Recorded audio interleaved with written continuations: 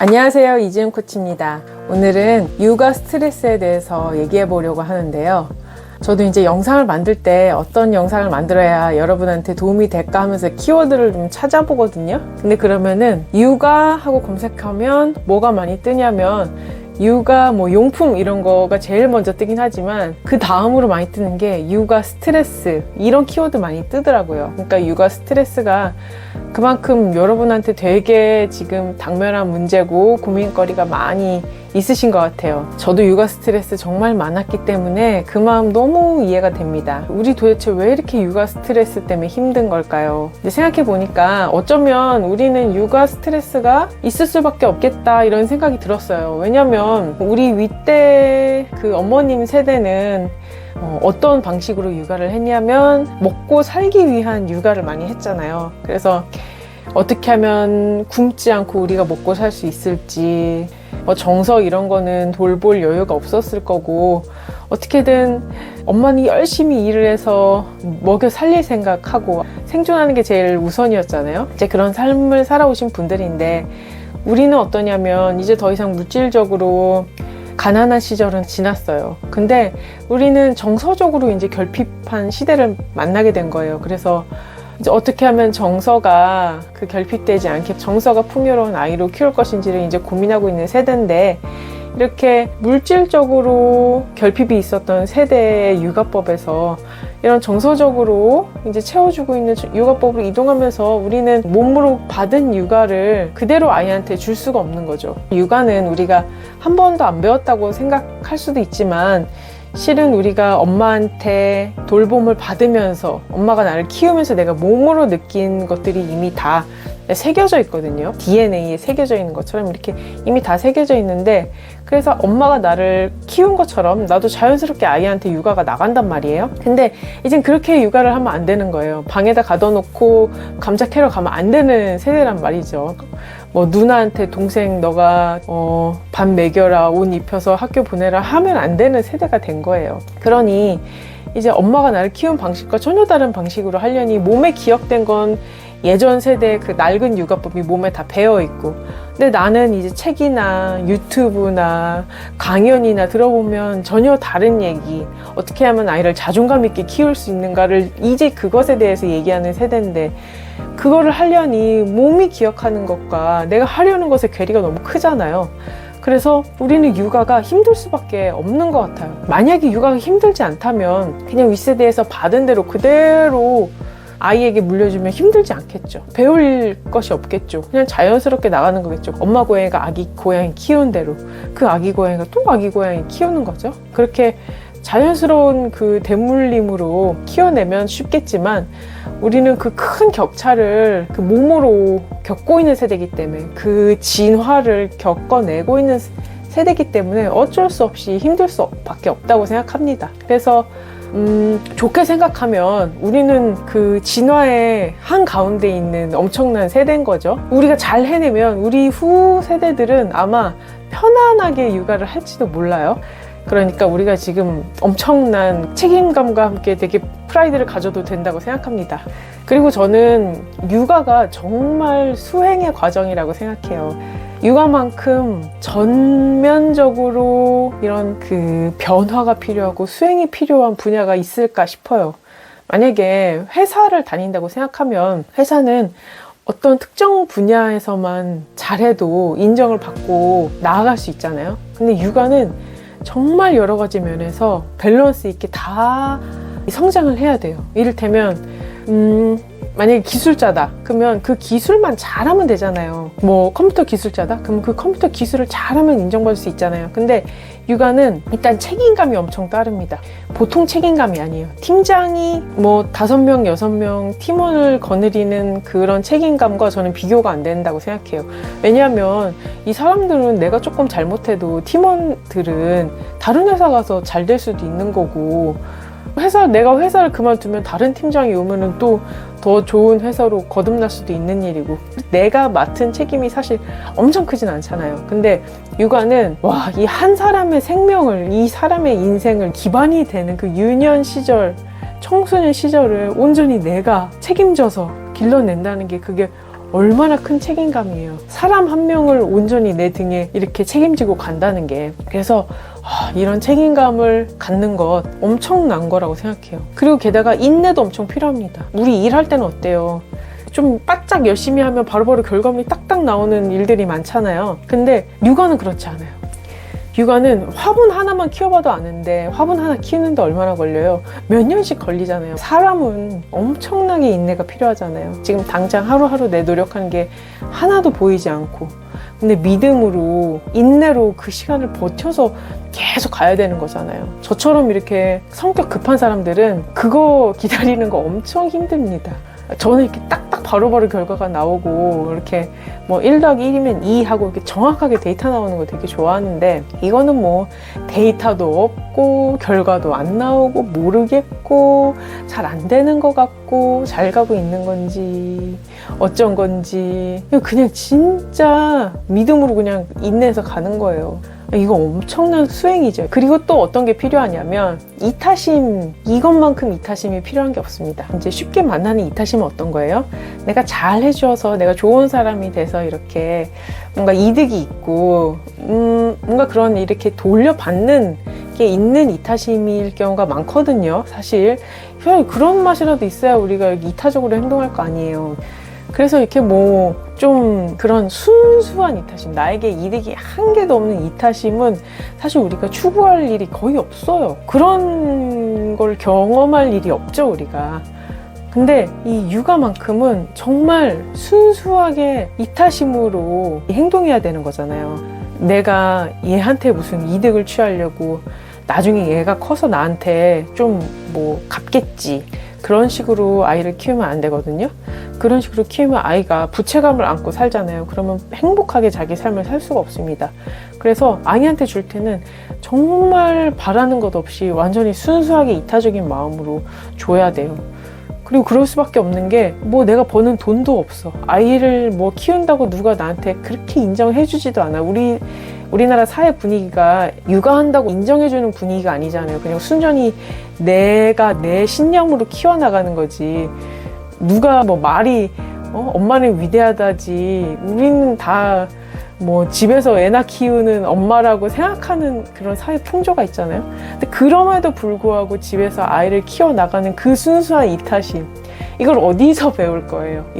이런 경험을 할 기회가 없어요. 나는 수행을 한다, 누가 종교적으로 수행을 한다, 그런 사람들은 그래도 가져가는 뭔가 프라이드가 있다고 생각해요. 나는 그래도 이렇게 수행을 해서 근사한 사람이 돼가고 있어, 뭐 이런 프라이드를 가져갈 수 있잖아요. 아이를 키우면서는 굉장히 그 자괴감과 싸워야 됩니다. 내가 성장하지 못하는 듯한 그 마음을 계속 가져가면서 그것과 싸워 나가면서도 아이한테 퍼주는 그런 과정이거든요. 그것의 그 순수함은 정말 다른 어떤 것과 비교할 수 없을 정도의 그런 가치라고 생각해요. 그리고 또 육아할 때 뭐가 필요하냐면 우리가 사랑을 배웁니다. 진짜 사랑. 사랑하면 원래는 로맨스를 생각하잖아요.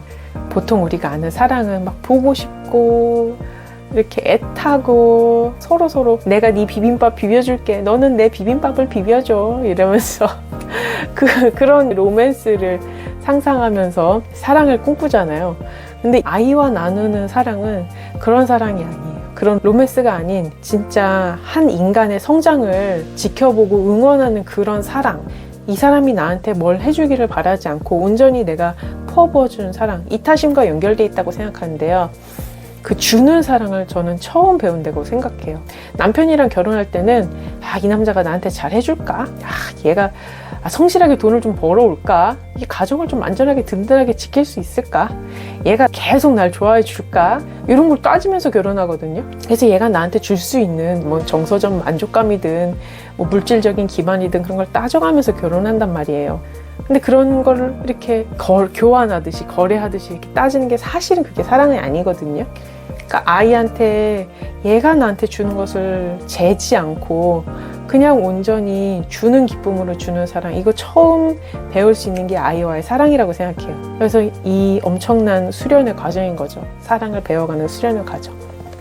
그리고 또 아이를 키우면서 또 어떤 걸 수행을 하게 되냐면 나 자신을 깨어나가는 그 과정을 겪게 됩니다. 우리가 아이를 낳기 전까지는 내 고집, 내 신념 그냥 이대로 살아도 사실 크게 문제가 없어요. 그냥 내 생긴 대로 그냥 살아도 괜찮지만 근데 아이가 생기면 더 이상 내 고집을 예전처럼 부릴 수가 없는 상황이 됩니다. 아, 공부는 잘해야지, 노력을 해야지, 사람은 착해야지, 뭔가 이런 되게 기본적인 나의 가지고 있는 신념이 있잖아요.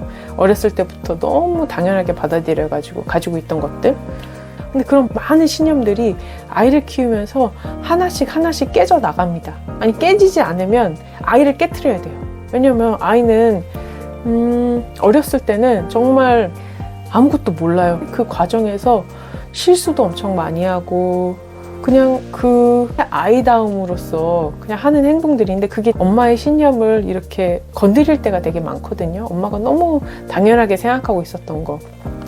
우리는 양보를 해야 된다라고 배워왔잖아요. 근데 아이들은 36개월까지는 아직 양보의 의미를 모른대요. 양보를 가르쳐봤자 양보를 못 배우고 그냥 뺏기는 걸로 느낀대요. 그래서 정서적으로 오히려 악영향이 더 크대요. 근데 우리는 이미 너무 양보를 많이 했고 그런 삶을 살아왔기 때문에 그게 받아들여지지 않을 수 있어요. 그래서 아이가 양보를 안 하고 자기 것을 이렇게 움켜쥐고 있을 때 그 모습을 보는 게 너무 힘듭니다. 근데 그래도 내 신념을 내려놓고 이 아이의 입장을 수용해야 되거든요. 근데 이 과정에서 되게 큰 용기가 필요하고 의지가 필요하고 그 공부, 노력 모든 게 이제 필요한 거죠. 이렇게 내가 가지고 있는 단단한 틀이 있어요. 내가 알고 있어. 좋은 사람이란 건 이런 거야. 근데 이런 거를 이제 처음에 말했던 것처럼 되게 어린 시절 옛날 유물로 받아들여온 나의 이런 신념들을 깨어나가는 과정이 굉장히 고통스럽고 진짜 수행의 과정입니다. 내 고집을 이제 놔야 되는 거예요.